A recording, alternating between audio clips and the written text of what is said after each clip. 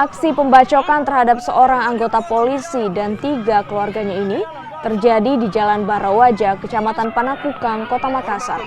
Pelaku yang juga seorang residivis diketahui bernama Daeng Lewa dan baru saja keluar dari lapas Jeneponto. Pelaku nekat melukai korban saat akan ditangkap setelah sebelumnya melukai 3 anggota keluarganya. Pelaku pun akhirnya ditembak oleh petugas.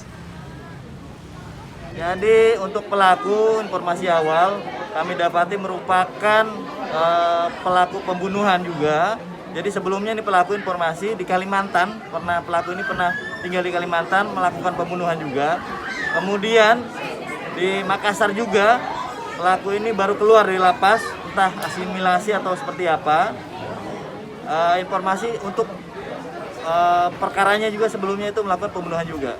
Jadi memang pelaku ini kurang lebih beberapa hari ini baru keluar dari lapas setelah menjalani hukuman dari perkara pembunuhan sebelumnya.